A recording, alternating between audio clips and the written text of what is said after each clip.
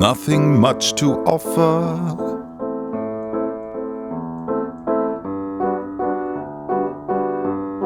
There's nothing much to take.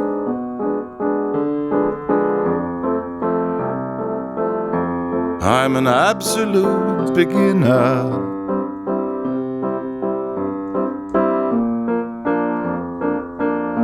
Well, I'm absolutely sane.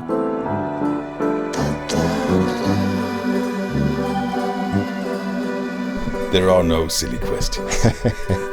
Max, what is your feeling having me here, traveling 1,500 kilometers to interview you?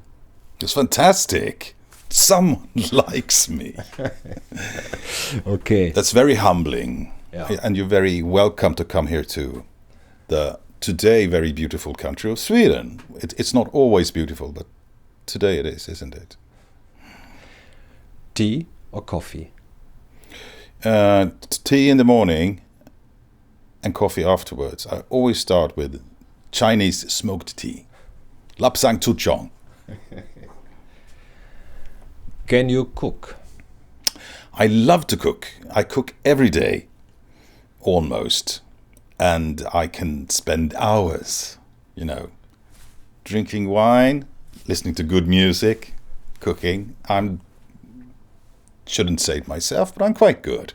I like good food and good wine. Yeah. Oh, good. One dish you made? Your favorite? Yesterday I made a fantastic Szechuan chicken, spicy as hell. Good. If you don't mind, please tell me about your family. My family? Yeah. I've been married 4 times and divorced 4 times. Scheiße. And I have 2 kids, grown-ups, who play music. One is a professional musician who lives in Amsterdam and plays a cello in a real orchestra. He doesn't play this shit. He does actually play this shit because I use him on my records. I use both my kids on my records because they're so bloody good. But yeah, so that's the heart of my family. But I mean, they moved out. What business have you learned? What business? Yeah, what is your education? What have you learned? Nothing? Well, I just went to the school of life. I don't have any education. I left school at 15 and because I wanted to play punk rock, man. I wanted to play fucking punk rock. And I guess my grades wasn't good enough for me to get a education because back in those days, because I'm very, very, very old, the grades you needed to come into a music education was so high. I wasn't even close. So I started playing punk rock instead. And here I am. But with starting music at an early age and living from that? Or did you had support then? Well, I started out playing punk rock in 1977 and had a band. And I got to join not the biggest Swedish band, but one of the biggest Swedish bands called Bitch Boys. And we made some records back in the day, actually, when I was very young. But yeah, we did that for a few years, but I couldn't really live on it. No. So that was actually later on that I got to be a hired gun, a hired musician, Mm-hmm. And I started making my own records, and yeah, I played with everybody in Sweden and in Denmark, but every style. Not really, since my main instrument when I'm a musician for hire is the Hammond organ, the Hammond B3 organ. I usually get to play, the likes of Bruce Springsteen music, which is not really my music, but yeah, I love playing the Hammond organ. It's a really fantastic instrument, and obviously I'm quite good at it because they still call me. But so not every kind of music, but I get to play pop, rock, blues, and a bit of jazz, and some heavy metal. Actually, yeah. Okay, good. Beside of that, you have other things you do. You have your own studio here. Yeah. What makes your day full of work?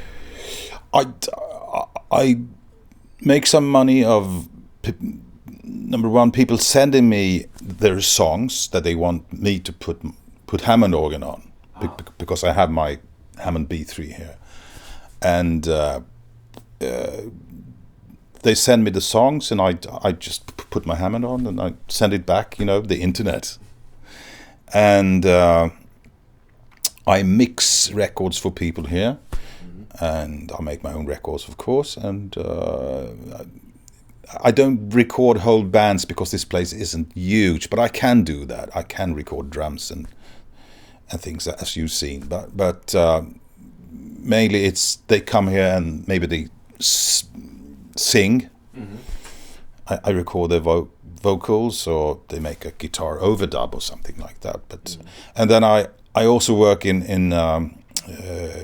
doing voiceovers for commercials, and I've been doing that since ages, which is, of course, there's better money in that business than it's in the music business. You still do this? I still do that, and I also, I know in Germany you dub quite a few films. We don't do that here unless it's for kids. So I usually dub some.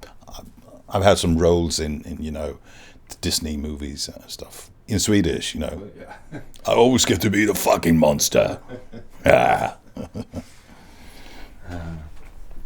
You once said, "I am a hard-working man." For what are you so hard-working? Did I say that? Yes. That's yes. bullshit. I'm very, very lazy. But I'm hard-working. Yeah, I suppose people look at me and look at what I do and say, how the fuck can you do all that? I mean, I got 8 bands, and I make a record here and I make a record there, and I tour with that person and I tour with myself, and so maybe I'm not that lazy, but hard work, nah. I'll show it you later. Okay. I must have been drunk. Your first music in your life that you can remember? Oh yeah, there was a Swedish 60s band called Ola and the Janglers, and they had a hit called Alex is the Man, and I remember that I could sing that when I was 4 or 5. Alex is the man, Alex understands. But my big brother is 8 years my senior, and he listened to music all the time, and he played music. He's a musician, and I mean, in the 60s, when I was really, really small, he came in with the Beatles, and so that's in my blood, isn't it? I still love the Beatles and the Kinks and the Small Faces and all those bands. Yeah. But yeah, my mother had singles in her youth when I was little, and one single was from the Beatles, "I Am the Walrus." Do you know that song? That's the best Beatles song, isn't it? And that's my latest memory of music. Yeah. This crazy fantastic. song. Psychedelic. Yeah. Great lyrics. You say it.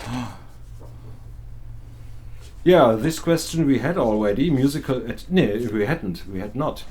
Your musical education. Is there one, or did you learn it by yourself? Autodidact. I haven't had a lesson ever. Yeah. But yeah, you pick it up as you go along. I remember in the 80s when my brother, whom you met, my big brother, he had a band, and he needed a Hammond organ player. And I played the piano, of course, but that's not the same thing as playing an organ. Well, not playing with your organ, a Hammond organ. And he just said, come along, I'll show you how to play the Hammond. You do like this. Wow. Right, thank you. And there I am. So same as me. No formal education at all. No. Sometimes I wish I could read music and write music, but I can't. Maybe next life. Great. Does humor belong to music? You know who said Frank Zappa. Yeah, well, me as you like Frank Zappa, and then you also like humor in music. But it has to be good. I mean, it's in German you say Fingerspitzgefühle. You have to have that because there are some music that is supposed to be humorous, but which is, isn't it? I mean, I don't know. I can't think of any. But yeah, Cheech and Chong. You remember them? No, they was making jokey music about smoking weed. Oh, fuck off.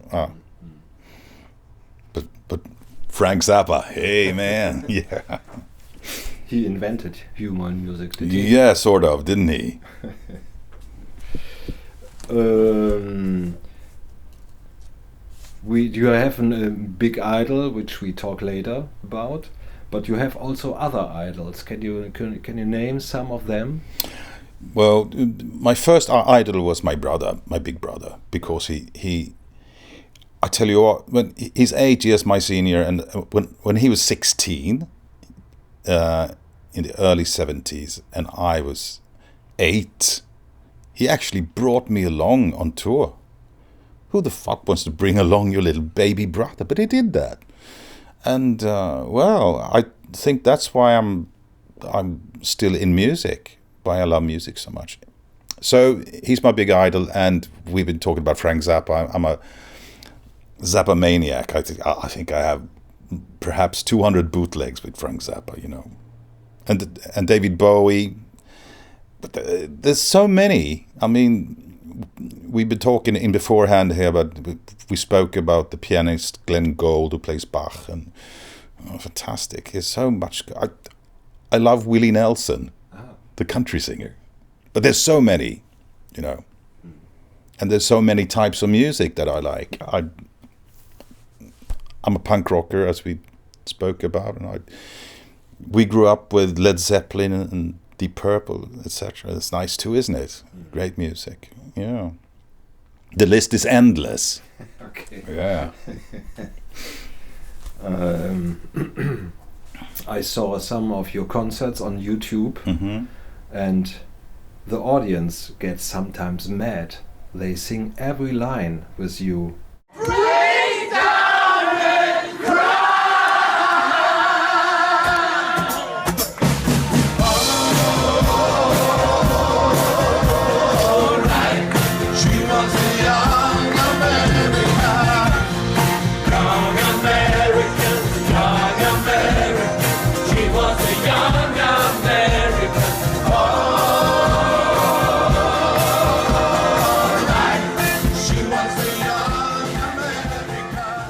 Are they Mr. Bowie or the Mr. Lorentz fans?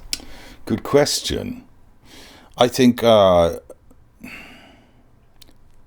the songs they sing along to are of course, the famous ones when I play Bowie. And, but yeah, I get them to that point. I'm good at that. I make a good show. Yeah. Actually, yeah. Have you seen the David Bowie exhibition? I did, yeah.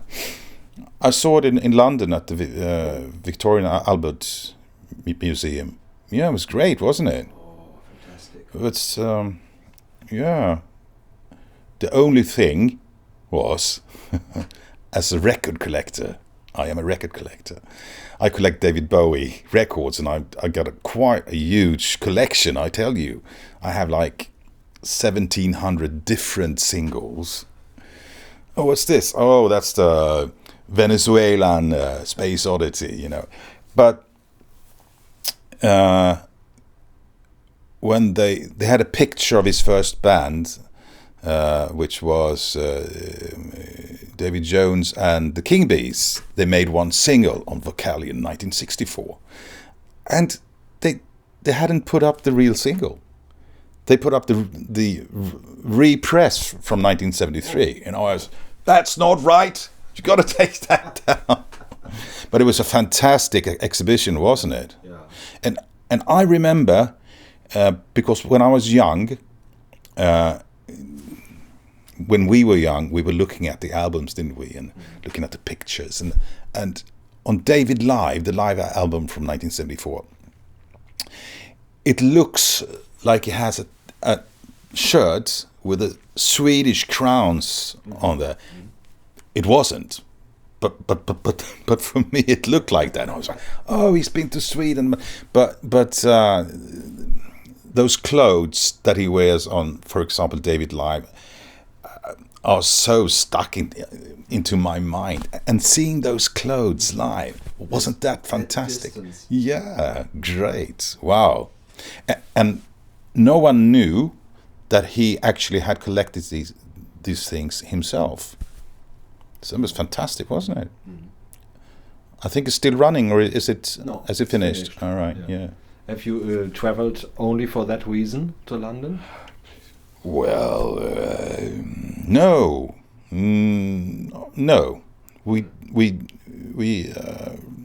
recorded in Wales, so we passed London and went to, yeah. Yeah, that was great. But I would have, yeah.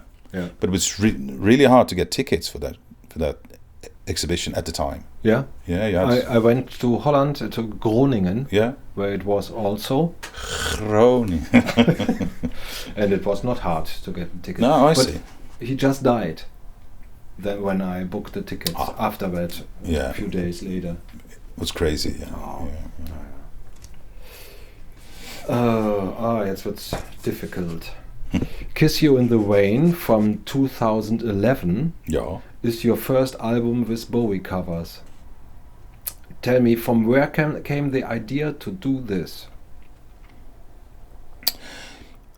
Before that, I had, every once in a while, I had played a few Bowie songs live. I remember doing Jean Genie, as it sounds. And I think whenever I thought about it, recording a Bowie song, no. That's impossible. Leave it fucking alone. And then I had a booking in my studio. It wasn't the same studio as this one, but another one. I had a booking with an artist, and he became ill.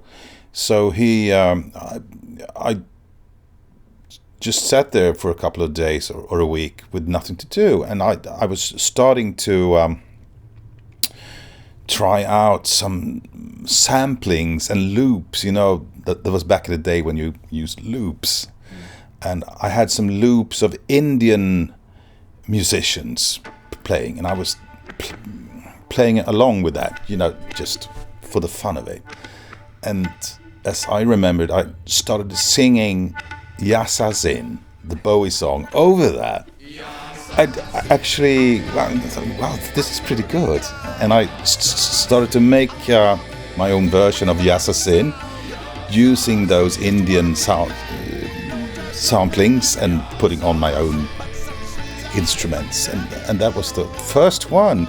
And then I thought, it was pretty nice, wasn't it? And one thing led to another. So, yeah.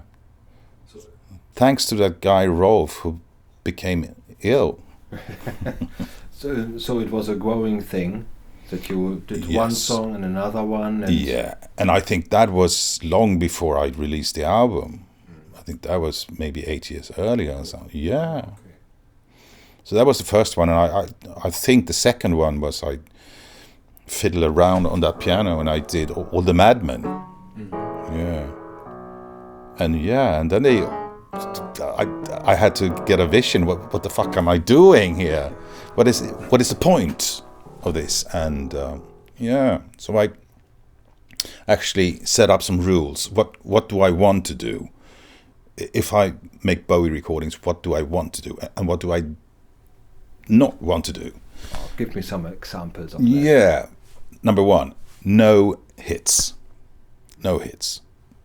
So the closest to a hit I come is Drive-In Saturday, which was a single, but it wasn't a hit. Let me put my arms around your head. Gee, it's hot. Let's go to bed. Don't forget to turn on the light. Don't laugh. It'll be all right. Pour me out another phone. I'll ring and see if your friends are home. Perhaps the strange ones in the dome can lend us a book that we could read up alone and try to get it on like once before.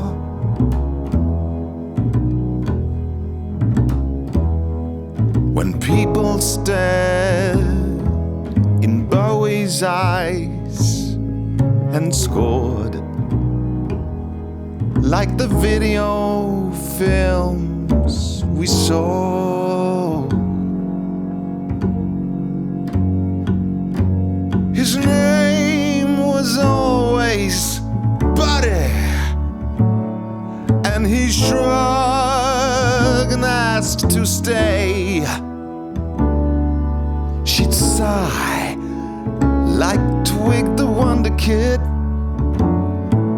and turn her face away. She's uncertain if she likes him, but she knows she really loves him. It's a crash course for the ravers. It's a drive-in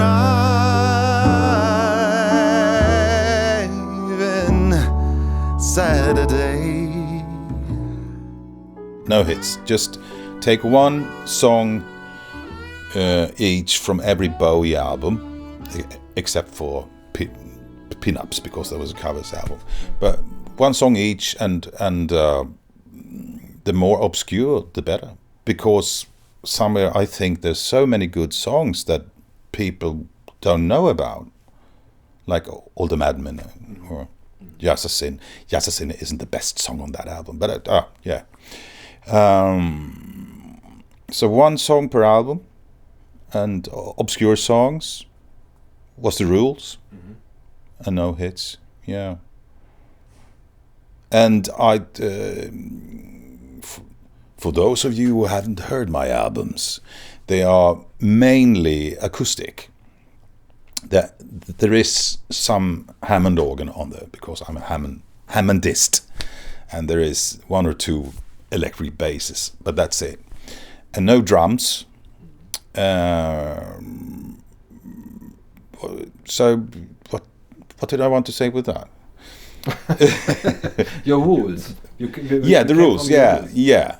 But that came pretty natural to, and the vision was to try to make it a bit Tom Waits-ish. I mean, with accordions and stuff, but it isn't really Tom Waits-ish, is it? I don't know.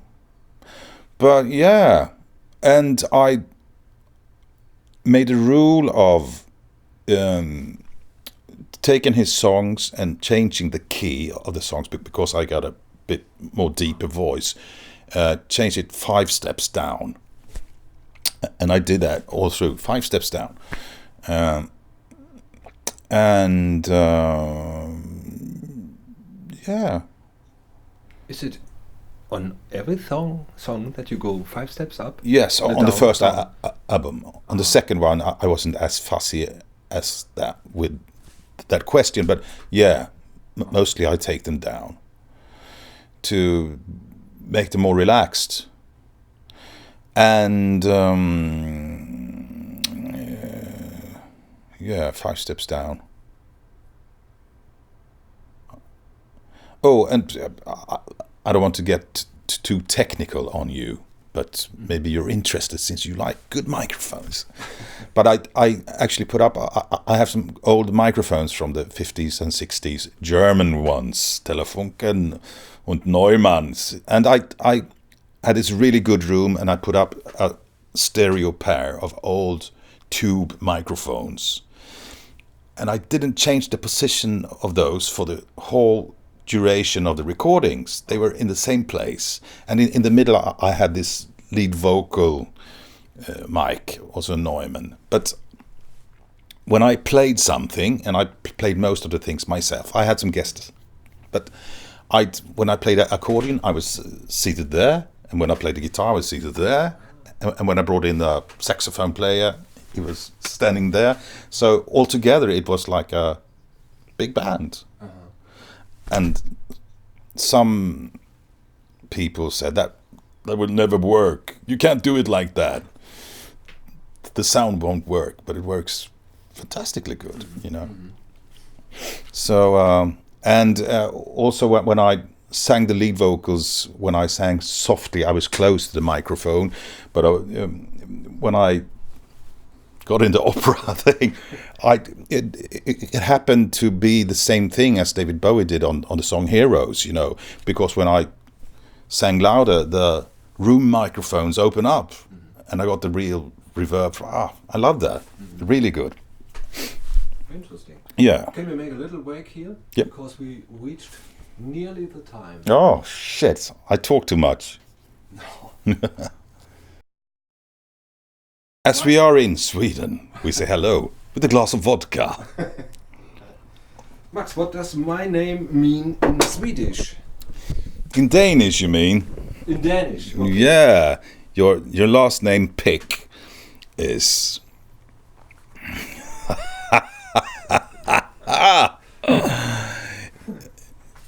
It's a slang word for penis in Danish. But we use it sometimes in Sweden as well. Pick, yeah.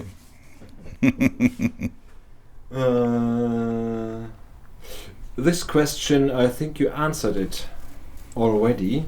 It's about did you play the Bowie-Songs live before you made that first CD? And you said I didn't play these songs, no. But I played some covers, more like, you know. Oh, okay. As I said, Gene Genie, As It Is. But yeah, I think I played changes once, but not very many, and no. Okay. Not like I do now. Then in 2018 you made Shining Star, 2 years after Mr. Bowie passed away. Obviously, you planned before to make that CD. You didn't. It made it as a reaction on his death. No, it wasn't a reaction on his death. It was rather because the first album had, as I said before, one song from each Bowie album from 1967 up to Scary Monsters in 1980. But I mean, then he made some albums again. Of course, the most famous Bowie era is the 70s, isn't it? I mean, with Ziggy Stardust and everything, the Thin White Duke. But the thought to continue was there pretty quick, and I think I recorded the first song just when I released the first album. I mean, I recorded the first song for the second album when I released the first, and I think the first one was actually the title song, Shining Star. Eddie boy, little like paraffin, spending 2 weeks in a crack house, burns on his brain like Chernobyl. Dean was seen with a 2-bag purchase. He was lying dead on his mother's bed. Someone to pray for. Till I met you. Life is like a broken arrow, memory a swinging door. I could be your great misfortune. I can make you happy every day of your life,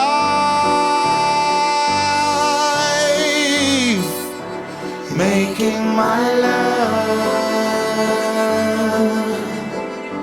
like a shining star, taking my love just a touch too far.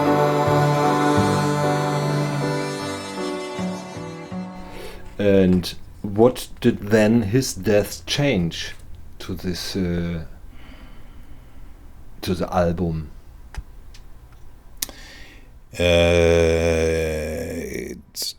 I can't say it changed anything, but I mean, his death changed for everyone who likes David Bowie. I think his death has changed the perception of our perception of some of his songs, especially on the last album.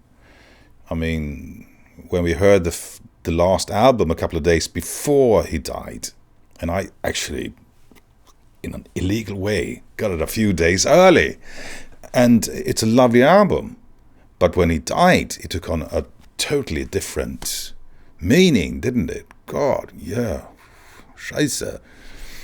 But no, my album didn't change because of his death, and it was mainly recorded, except for the song that I picked from his last album. Yeah.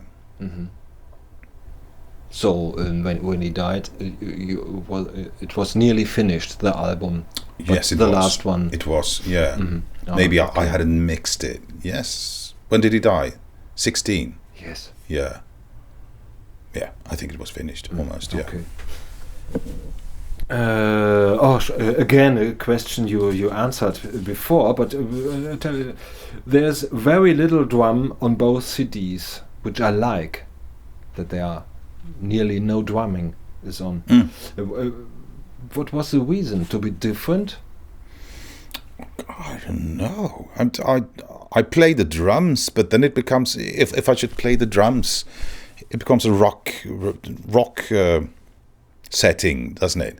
And I didn't want to do the same thing as Bowie did. I wanted to do something different, and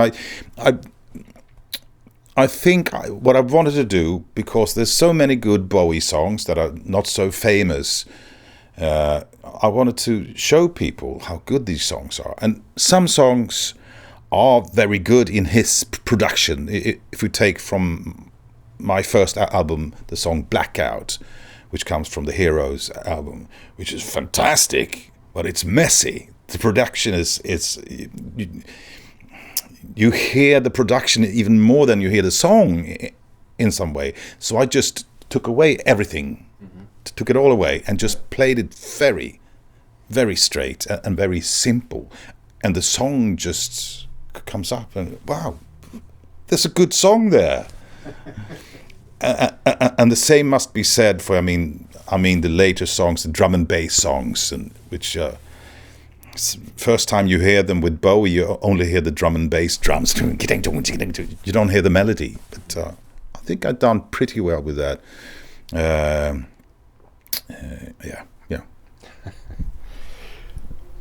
The organ you play. I have one song, This Is a Pity She Was a Whore. Yeah. Where you play organ. Yeah. Which reminds me on an manual playing, breathing organ. There's always an I hear in the background. I see. Yeah. Number one, it's not an organ. There are two organs. It begins with my Hammond organ through the Leslie speaker. And then it's a real church organ. I brought this along to an old church out in the countryside with 40 meters long, and I put some close miking on the church organ, and I put some microphones, Zoom, 40 meters away. oh, that sound, fuck, you know, when it comes in after half the song. Yeah. And but the breathing thing you talk about on that track, there's also an accordion. I don't play the accordion on that song, but there's an accordion, and I asked the guy playing it if he, because Bowie's song recording starts with him breathing, doesn't it? And I thought I could end mine with breathing, but then I heard the accordion player to do like this with his accordion without any notes being played. Do that again. Let's record it. Great sound, isn't it? Yeah. So there's on that track, it's only Hammond organ, church organ, and accordion. It's a nice setting, isn't it? Yeah, I love it. A difficult question, maybe not a good question. Be My Wife is also a very nice song in your interpretation. Danke. And it has such a peaceful mood. Is there any thought about it, or is it just an idea that came when you're playing with that song? Again, I try to listen to the song and not to the Bowie arrangement or production. I try to listen to the song, and it is very peaceful, and it's very lovely, isn't it? And he's still got the heavy drums, and it's great. It's fantastic, David. It's fantastic. But I think my version is much more, perhaps much more in the vein of the lyrics, and quite a few people have come up to me and said, we actually used your recording of Be My Wife when we got wed at the wedding. Wow. But it's very beautiful, isn't it? Yeah. I love it. Thank you. It reminds me on a musician, José Gonzáles. Mm-hmm. He made that song Heartbeats. Maybe I can play later. I know exactly what it is. You know it? Yeah, he's Swedish. Yes. And actually, when you mention that, I think using the Spanish guitar on that one, the nylon string, which José Gonzáles always does, on that children's Spanish guitar gives a José Gonzáles sound, and I think I was thinking that when I did it actually. So very good bands. It was an advertisement for Sony. It was, wasn't it? They used that song for Sony. Yeah. And the feeling is, as you say, quite similar to his recordings. Very quiet and very, very little words.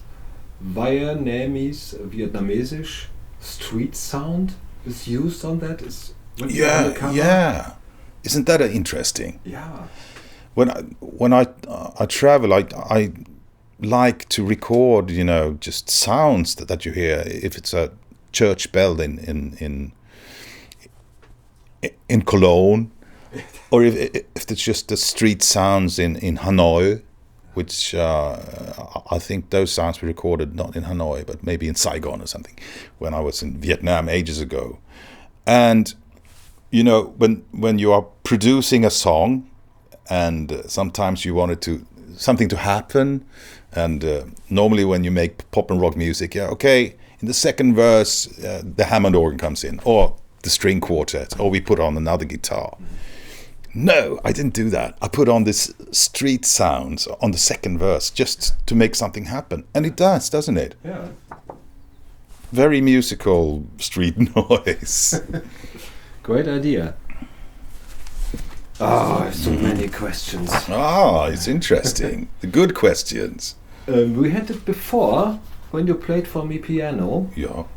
The endings of your songs sometimes change to another song, like in Valentine's Day changes to China Girl. Yeah.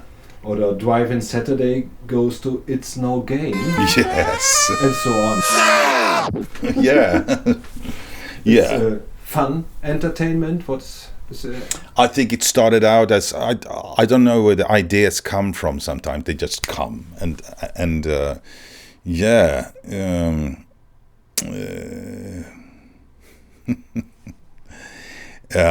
Driving Saturday into the Shut Up thing, that was just for fun, and it just came to me. I don't know. I told the sax player Wojtek Gural that can you play really experimental avant-garde screeching saxophone, and he said, what, on this song? Yeah, come on, do it. And then I was screaming at him, shut up. Valentine's Day I actually played live before I recorded it, and then I threw in because I got the feeling for that. I threw in the one verse from China Girl, which works. So that's the closest thing I come to recording a hit song, isn't it? Yeah. But the first song on the new album is called Shining Star, and it ends with the chords from the ending chords from which song, Bernd? It's written here. So yeah. Later.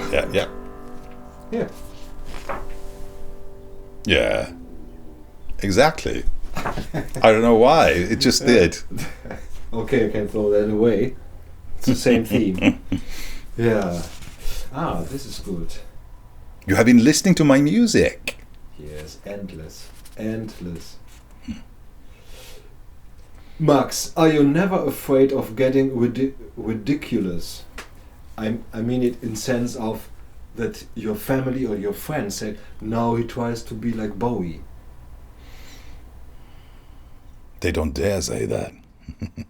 No, I think all the people I know are pretty amazed with what I'm doing, because I myself, if I may say so, think it's pretty good.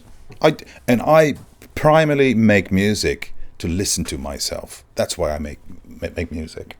When I don't make music like that, it's usually not as good as the music I make just for my own amusement. So no one has made any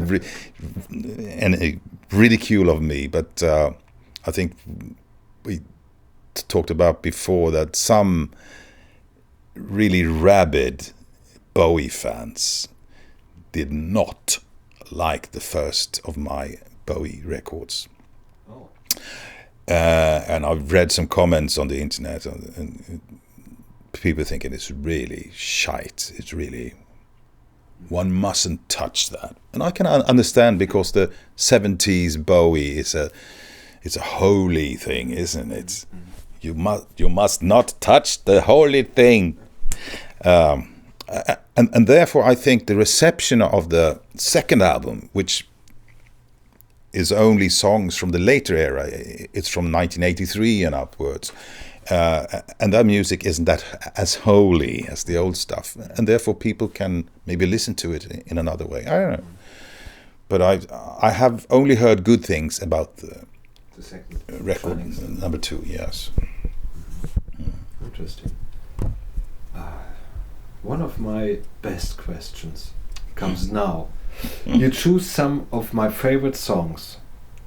For example, Driving Saturday, When I Live My Dream, Ooh. Rock and Roll With Me, Sign It Committee, This Is a Pity, and so on. They are all on that 2 records. Wow. How did you know that? I read your mind. It was pretty interesting, because while making those records, I just told my Bowie friends around the world about the projects I was making, and I said, I'm picking one song from each Bowie record. Which one do you think? And people guessed and guessed and guessed, but not very many got any of them, actually. The Signet Committee, as you said, which is a fabulous song, I don't think it's ever been covered before, has it? No. Can't believe. Yeah.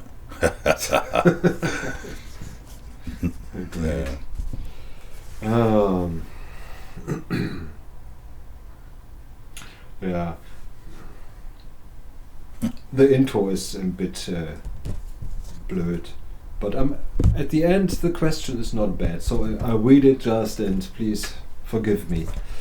Your interpretations are unique. They reduce, for example, the "Can You Hear Me," which is a really sacral song for me, or they have humor. The beer case rhythm on Silent Comedy. You make something with the whole case instead of drums. Yeah. And they are always smart arranged, I think. They make me like songs I didn't like before. For example, Shining Star. Who made the arrangements? I did. Thank you. Totally. I play most of the instruments. I had some guests, and they're mainly jazz musicians, actually. But I play the most of it, and made the arrangement as well. Yeah. One guest you had I like very much is Wojtek, the saxophone player. He's fantastic. He's one of the best saxophone players in Sweden, and he's very busy. But he plays fantastic, doesn't he? You took melody, lyrics and chords from Bowie and then stripped away the ballast. Is that right? Can I say it that way? Yeah, I think the word in Swedish is ballast and the word in German is ballast. I don't know if that's the proper word in English, but yeah, I did. Yeah, stripped it down to the absolute core.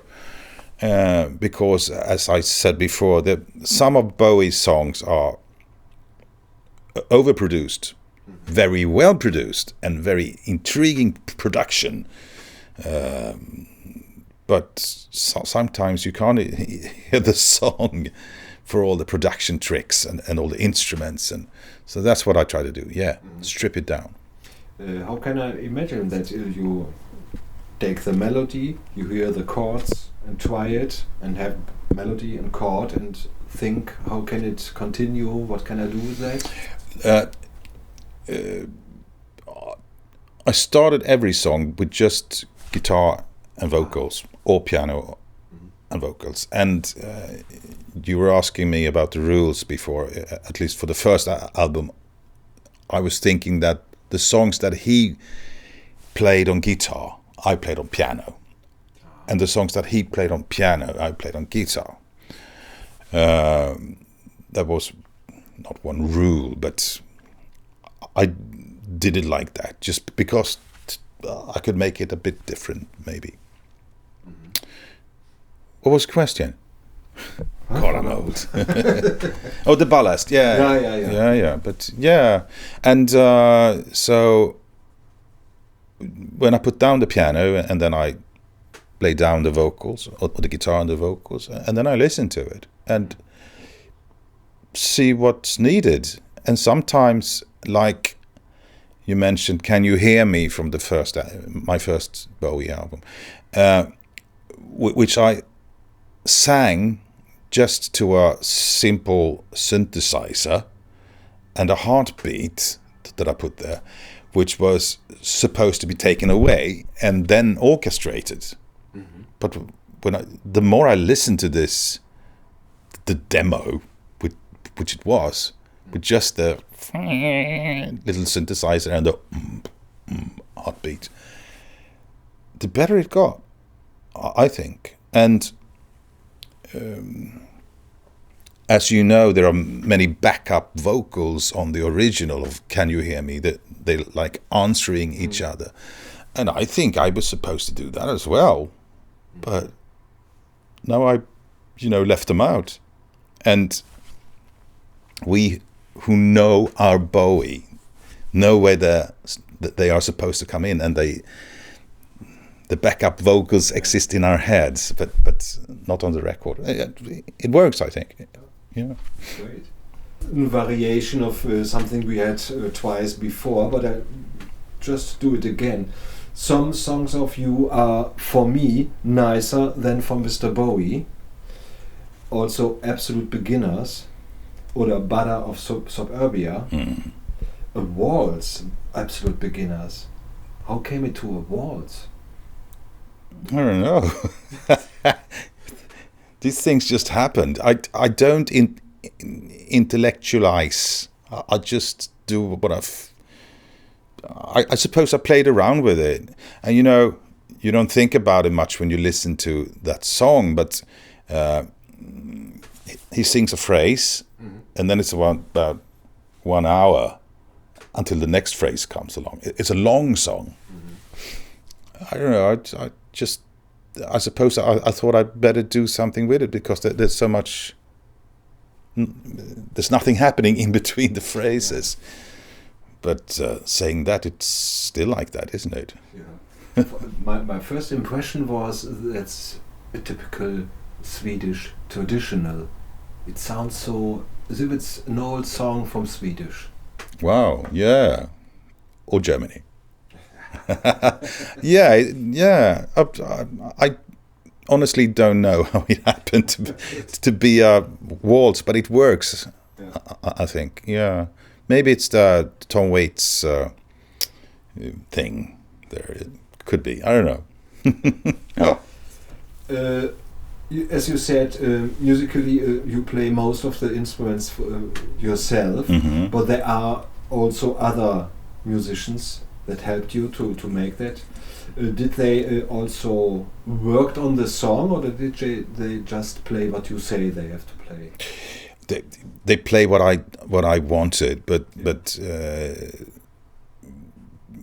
I'm pretty good as a producer to letting people go and get them to do things that is them, that is not me, which becomes quite personal. I mean, I'm pretty good to get it out of them, and I use this other saxophone player, and he's a rhythm and blues. Do, do, do, do, do, do. And he plays on Loving the Alien, I think, and he plays fantastic, and I really got him to go places where he'd never been in his life, and he was quite flabbergasted afterwards. Wow, did I play that? Yeah. Believing the strangest things, loving the alien, and you believe you're loving the alien. The strangest things, loving the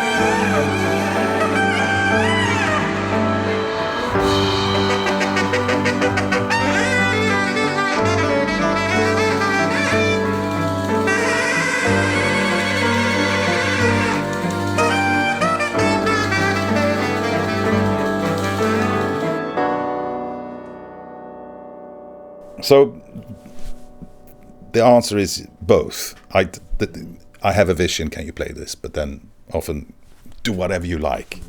Yeah, understand.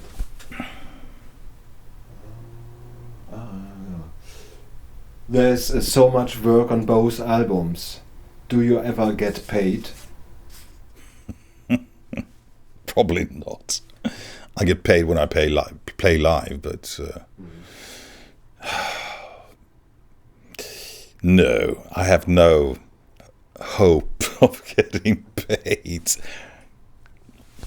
Also, also the musicians that helped to create that. Most of them did it for free. Some I paid, but my friends did it for free, which is fantastic. I mean, we were talking about the cover photos, photography, and my friends who did those pics did it for free. I mean, wow, such friends. And unfortunately, that's how it works nowadays. If you're not Michael Jackson, he's of course dead, but yeah.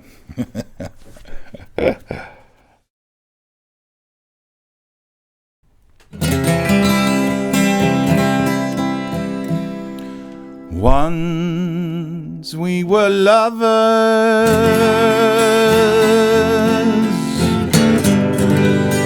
can they understand?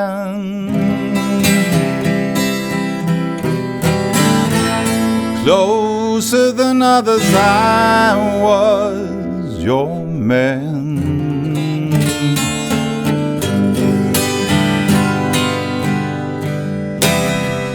Don't talk of heartaches, I remember them all. When I'm checking you out one day to see if I'm faking it all, can you hear me? Can you feel me inside? Show your love, love.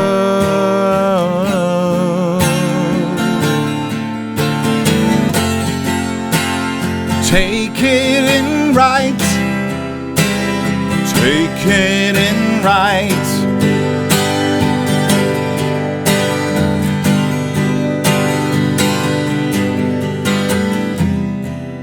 There's been many others, so many times. 16 new citizen, what do I find?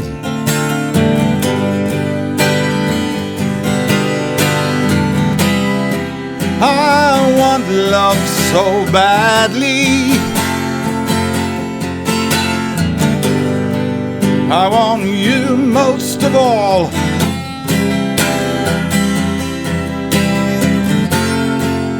You know it's harder to take it from anyone.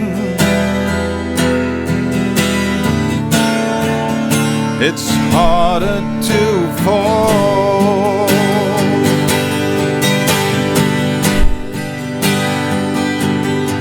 Can you hear me? Can you feel me inside? Show your love, love, love, love. Take it in right, take it in right.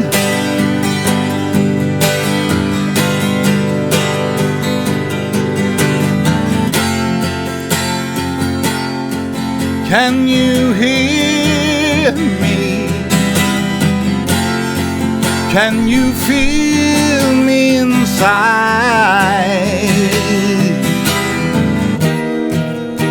Love, love, love. Take it in right, take it in right.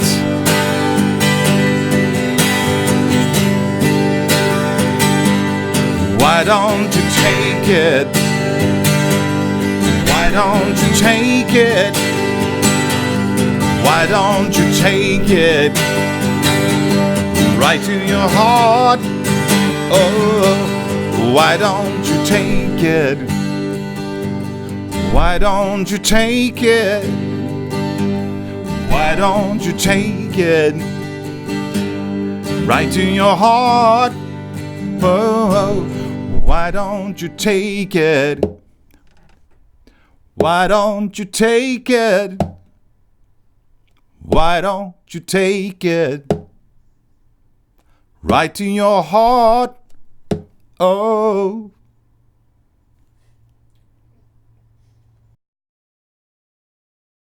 Max, the first contact, your entry song to Mr. Bowie.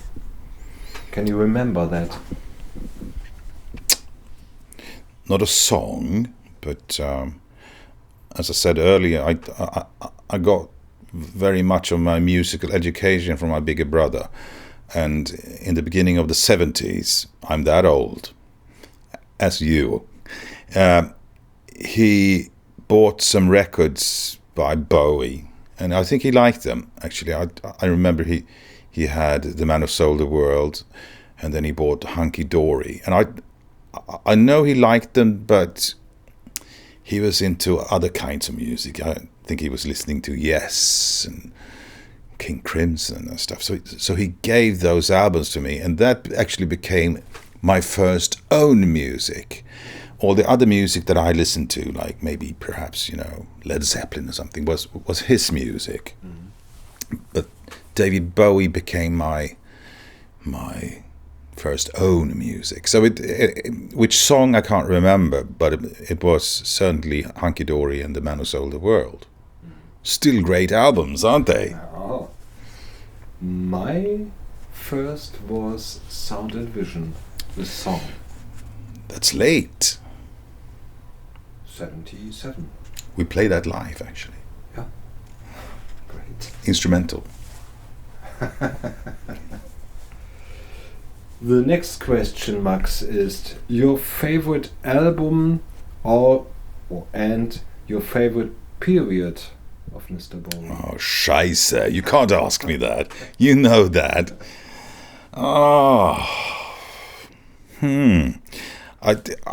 I think perhaps the most complete album of David Bowie's must be Hunky Dory, isn't it? But even that album is not flawless.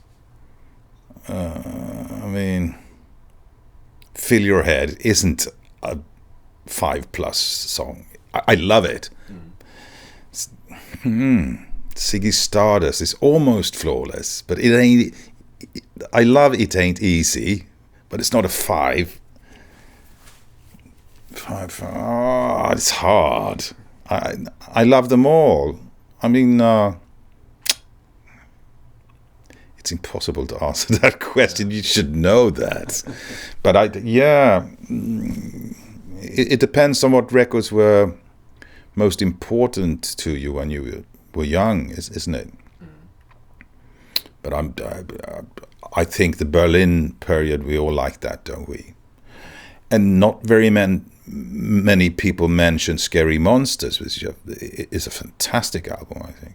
Very, very heartfelt with Because You're Young. And Was there a time where you lost your interest a bit with him? I saw him live. I was lucky enough to see him live the first time he came to Sweden, which was in 1976 with the Station to Station album. And every time he came to Sweden was exciting, fantastic. I went 78, and then it was 2 nights in Gothenburg in 83.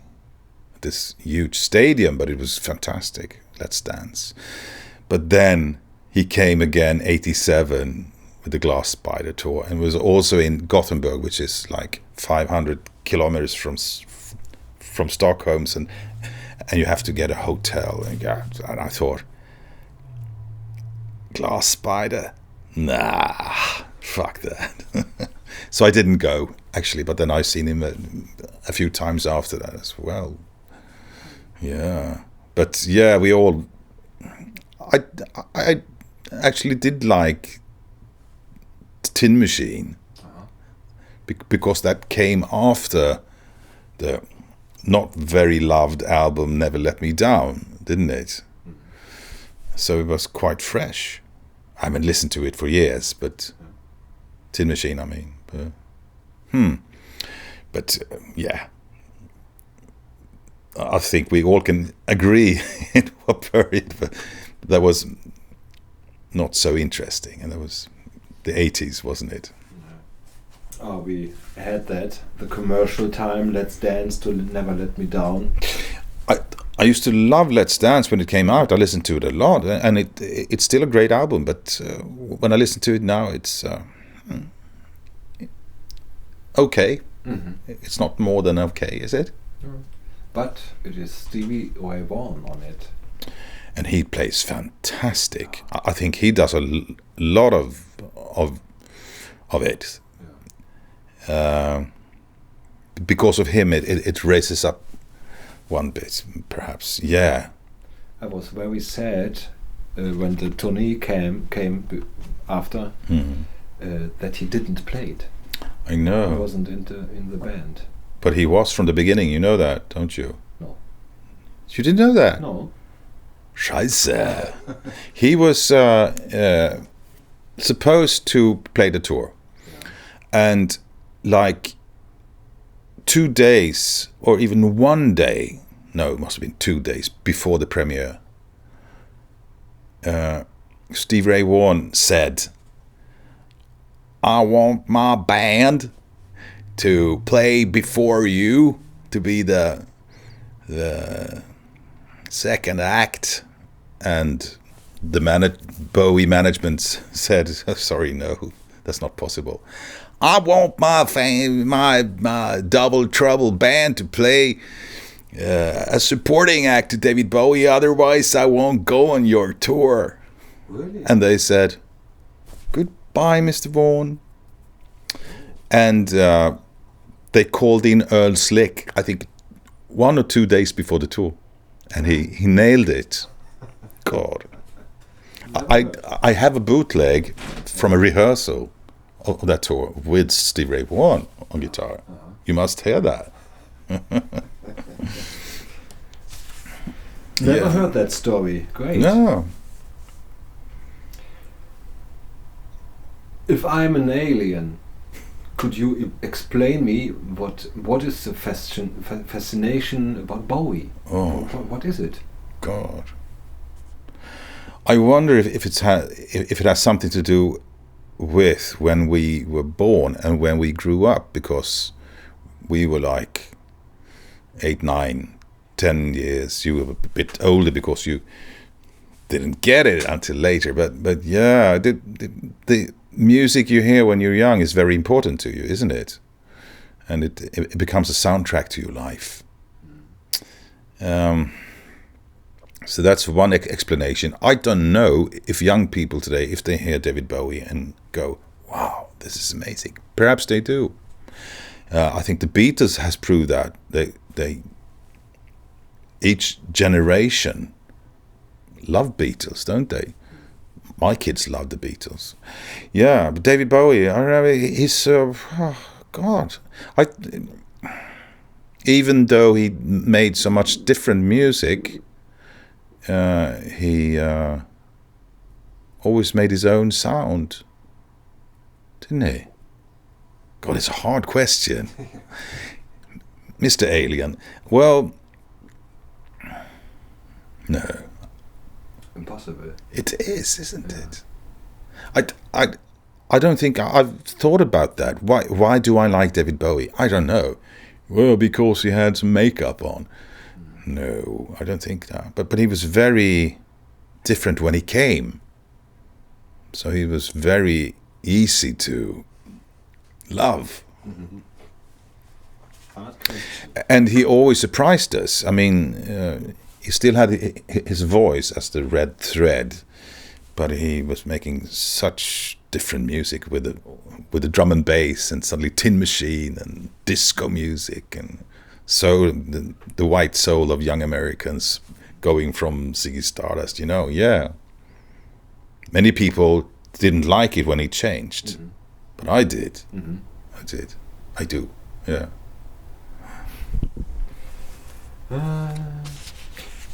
We had some kind of that. What do your friends and family think of your love to Mr. Bowie? Do they share that, or no? No. Yeah, sort of. But they like my records, absolutely. Yeah. I don't think my mother has heard it. She's not that interested. But yeah, I think I raised an interest in him in my kids, and they play on my records. The thing I forgot earlier to include in our interview was one rule rule. But yeah, that I had for the second album was to try to, on every track on the Shining Star album, use my son Kevin on the cello. He's a cellist, and he plays on almost all the songs. And to use this Swedish jazz singer called Anna Caesar on the record, and she sings on almost all the songs. And I didn't use her as a black jazz. No, and she's got pretty dark voice, so I got her to dub me in my register, which works really fine, and her voice is so good. And you have to eat again. Yeah, but she's fantastic, and she usually sings like Ella Fitzgerald stuff and Billie Holiday stuff. But now she sings like a shining star. It's great. They're good. That's a vision, isn't it? Yeah. I have a German question. Ah. Do you have an Ohrwurm? And what? Do you know what that is? An Ohr is ear. Yeah. And worm. Snake. Yeah, like a snake. We call songs Ohrwurm, that you hear it and you can't get it away. It follows you for days. Absolutely. Yeah. But it's a new one every day, isn't it? You mean Bowie-Songs? Yeah, sure. I for days now I've been singing on the old Spanish pop band Los Bravos hit Los Chicos con las Chicas. I can't get it out of my head. Los Chicos con las Chicas. Da, da. But Bowie-Songs, I don't know. You know what? I or maybe we have heard some Bowie songs so many times that we probably never need to hear them again. Songs like that we love, but songs like Life on Mars or Young Americans. I don't need to hear them again, I think. I play them live. I do. When I play live, I mix the lesser known songs of my albums with the hits. I need to do that because otherwise you'll stone me. But and it's great fun, and I do it. I do them my way, as you might have seen on YouTube. Yeah, but I suppose sometimes no, I don't have a earworm. I think not today anyway. Not today. But sometimes they come up, don't they? Yeah. Rip. I have some. Which is yours? For example, a Fantastic Voyage. Yeah. That follows me. Oh. I'm very careful hearing that song because when I hear it, I know this is for days. Working. It's a beautiful song, isn't it? Take no plan. Great. I get crazy when I haven't heard that for a long time. Yeah. It's a good song. Do you know that on the Lodger album, they made two songs with the same chords, Fantastic Voyage and I know, yeah, but I don't know which. Boys song. Keep Swinging, I think. Is it? Yeah. I know the story. Yeah. Yeah. Crazy Brian Eno. And my main Ohrwurm is Teenage Wildlife. Oh. There is a rehearsal in New York City from 1995. They are standing inside, looks like a bunker, and playing that, and I can't watch it. I never heard that. I never seen that. I mean, okay, I'll show you. Because he never played that song live, did he? Not that. Not very often, anyway. A few times. Did he? Yes. I never heard it live. Fantastic song, and the vocals. Yeah, I like that album.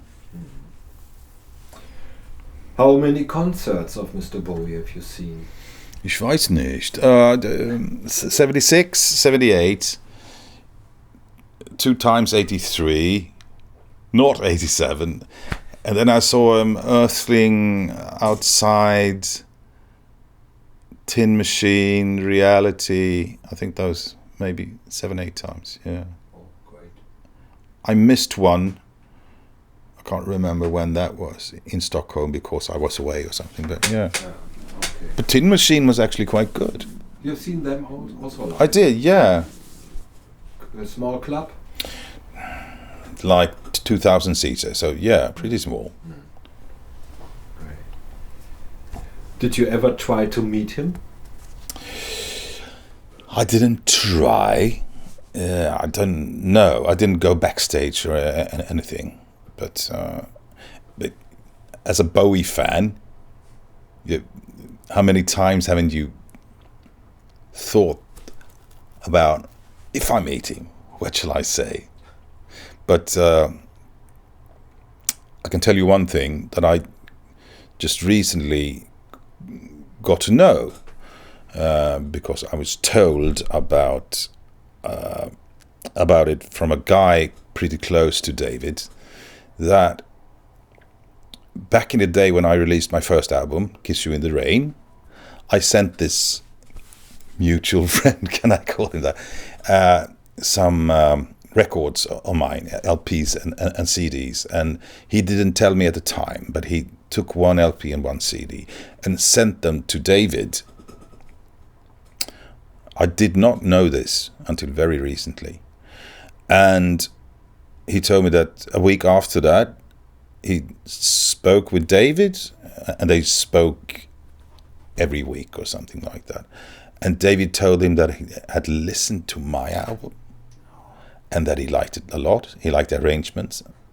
Isn't that fantastic? So when this guy told me that, I just fuck. And he said, I would have loved to told you before, but I couldn't do that because every conversation he had with David Bowie was secret.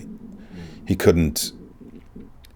I mean, chances are that I would have used the fact, like I do now, to tell you, to use it as promotion. You know, David Bowie likes this, but when he told me that, God, you can imagine what goosebumps I got. Fantastic. So David Bowie actually, maybe he just listened for 3 minutes. I don't know, but he put it on and listened to it anyway. What he did. Yeah. Wow. Great story. Yeah. Do you understand his lyrics? I like his lyrics, and I think perhaps the perception of his lyrics is what you can make of it what you want. I'm not sure he always understood his own lyrics, and which is quite famous. He used a cut-up technique to just randomly make a lyric, which I like, and I'm sure he used the random technique, but then he adjusted that. Oh, that doesn't work. I put that down. But yeah, and sometimes when you move a line, something new happens, I guess. But very few of his lyrics are like, yeah, I know exactly what you mean by that, and perhaps those are the most boring lyrics. I don't think he wrote very many love songs, but he did one which is very beautiful, which I did on my second album, called Amazing, which is from Tin Machine 1, which is a love song to his wife. I don't know how I could sing a love song to his wife, but I did. It's good. One example is from This Is a Pity. That was Patrol. I don't have any idea what will that say. Patrol, I think, in this sense, means that this was the normal thing. This was the way it was done back then. Because I've read quite a lot about that song, and it goes back to the First World War, when in the trenches the Germans, they sent out prostitutes out to the front, and because the soldiers needed some love and attention, and they made love in some ditch somewhere while the bombs were falling around, I guess. That's partly what the song is about. I think the title is taken from, I can't remember the author of the book, but from a book from the 1700s or something. But yeah, you can make of it what you like. 'Tis a pity she was a whore, which is quite a risky title, isn't it, for a song? But it's I like the feeling of that song. Oh, here another citat. Citat. Mm-hmm. How do you say in English? Citat. Quote. Quote. Thank you. Quote. Yeah. Thank you. Seeing more and feeling less. Saying no but meaning yes, this is all I ever meant, that's the message that I sent. Do you agree with that? Saying no but meaning yes. And I agree with everything. I didn't make that on record, but I sometimes I end my concerts with that song because it's so heartfelt. It's so it's great. It was the last song he did, wasn't it? I don't know if it was the last song he recorded, but do I agree with that? Well, then you have to make some sense of it. It reminds me of Bowie. Seeing more, feeling less, saying no, meaning yes. This is like a game of his lyrics also, because you think so? It's never a clear message, always a miracle. I think it's more like he was getting older and he probably knew he was dying and things got more and more confusing for him. Don't you think? I don't know. Not on this song. No? No. Well, later in that song, I can't give everything away. It's like I can't throw it away to everybody. So I don't know. Maybe. Well, he couldn't live up to all the expectations, but he did anyway. I mean, yeah. Oh, it's hard with the lyrics, God. But they are so good. Next question is much more easy. Uh-huh. Sun Kil Moon, you know that guy? Yeah. He has an album that's called Benji. Uh-huh. And I've written somewhere in the internet that Tony Visconti and David loved that album. Have you never heard about it? I haven't heard it, no. I'll write you a letter with that. Yeah, and I haven't heard a connection either, so... But no, yeah. Sun Kil Moon, yeah. Sun Kil Moon. What kind of music is that? Yeah, I know. Very quiet. He's telling stories. It's an artist or a band? He's an artist and he has some people around him. Yeah, all right. Very deep music. Good. Now it's getting very sad. The 11th January of 2016. Where were you at that day, at that morning, when you heard it? Can you remember? Wow. Bernd, I live here and now and for the future. No, yeah, I was home, but I can't tell you exactly where I was. But one thing I can tell you is a few years earlier, when we hadn't heard anything from him for almost 10 years, and on his birthday, he suddenly released a new song. You remember that? Mm-hmm. And I was in deepest India, and I was at a restaurant that actually had internet, and I was sitting there with my telephone and saw on Facebook or in the papers, David Bowie has just released a new song today, and I managed to go in somewhere and listen to the song, which was Where Are We Now? God, I got it again. And I listened to it maybe 5 times in a row and cried because it's so beautiful. That I remember. When he died, I can't know. It's like when very... It was a Sunday, wasn't it? He died on a Sunday, yeah. But on Monday the world got to know it. Yeah. But as I said before, I said again, I got the album. It was released on Friday, but I got it on Wednesday, and got to listen to it for a few days and got to know it. And then when I learned of his death, my perception of those lyrics and the album just turned over to something else. Jesus, wow. What an ending. What a whew. He planned it. The bastard. Oh, 9. That's maybe too hard for you to answer, but I have an idea. But to you the question, my forecast, one generation and Mr. Bowie is forgotten. What do you think? Is that true? Which is very interesting. I spoke with someone else this morning, about a similar kind of case, because I'm a record collector, and the records of Elvis Presley used to be, I mean, the older ones, the rare ones, was very pricey. But now the people who collected Elvis Presley are dying out. So the prices go down. And compare that to the Beatles, and it hasn't gone down. It's getting more pricey. There are new collectors of Beatles. What will happen with David Bowie?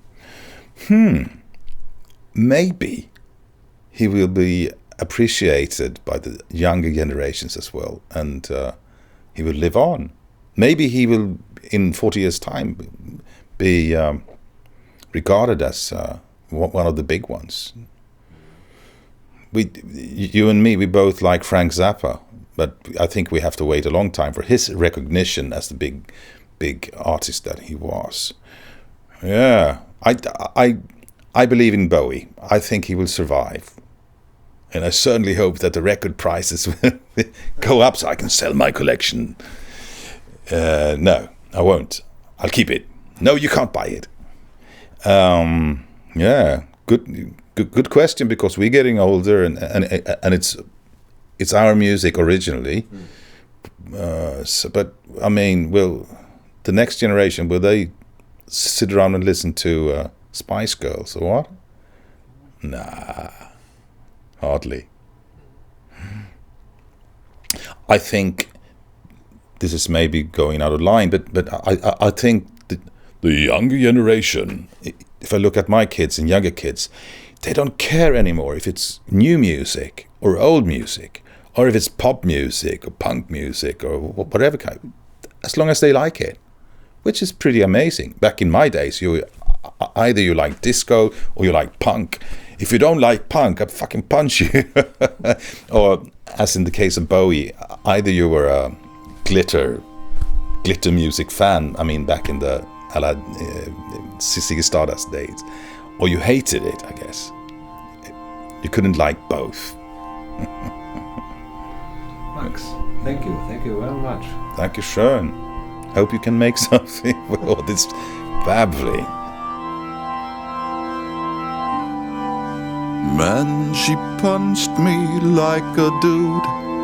Hold your mad hands, I cried. 'Tis a pity she was a whore.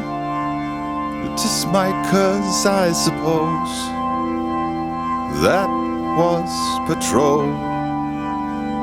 That was patrol. 'Tis a pity she was a whore.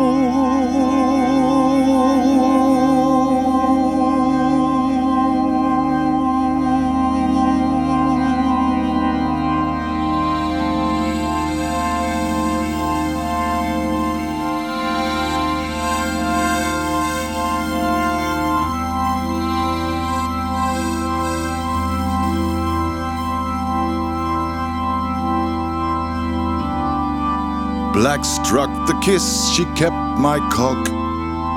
smote the mistress drifting on. 'Tis a pity she was a whore. She stole my purse with rattling speed. That was patrol. This is the war. 'Tis a pity she was a whore.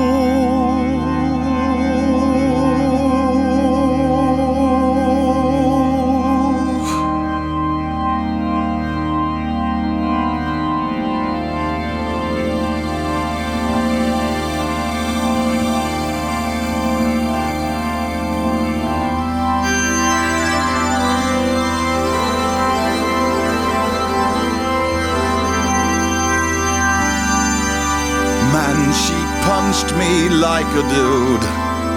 Hold your mad hands, I cried.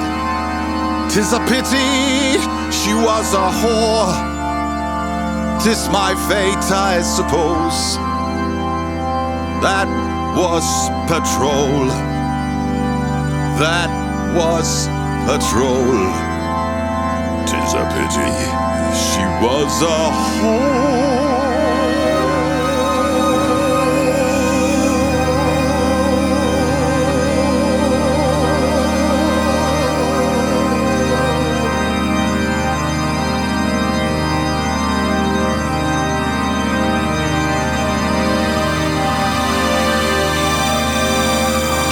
A pity she was a whore.